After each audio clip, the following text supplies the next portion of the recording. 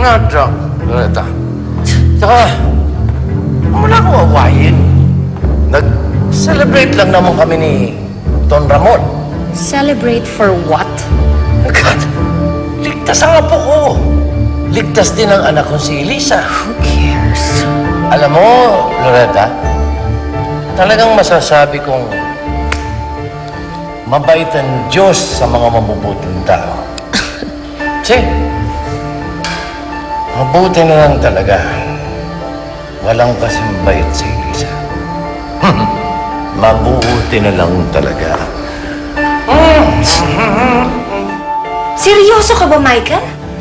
You think kaya ko yung gawin sa sarili kong kapatid? Hindi ko na alam ang isipin ko. Pero ang alam ko lang, muntik na akong mawalan ng anak at ikaw ang kasama niya nun. Michael, naiinsulto na ako sa mga sinasabi mo. How dare you? Michael. Elisa. Michael, huwag mo naman pagbintangan ng kapatid ko. Aksidente yung nangyari. Siguro kung wala pa rin siya, siguro mas lalo akong napahamak.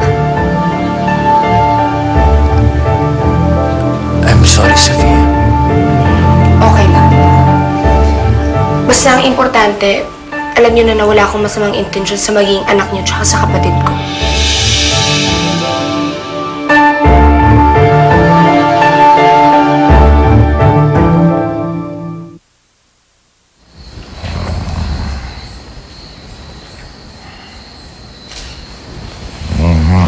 Sonia.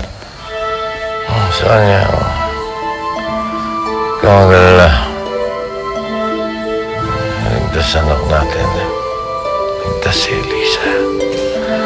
Elisa, pabayaan. Walang hiya ka talaga, Hiner. Ako nag-aalaga sa'yo. Pangalan ng ibang binabanggit. Hayop ka.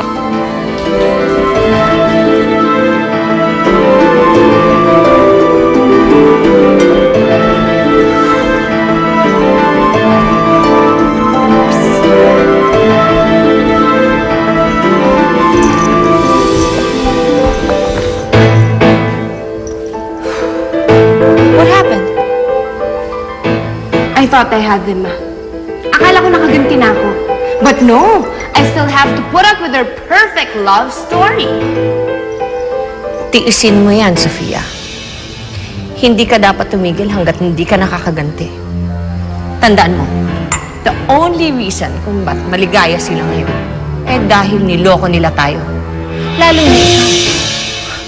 Pinahiya ka nila.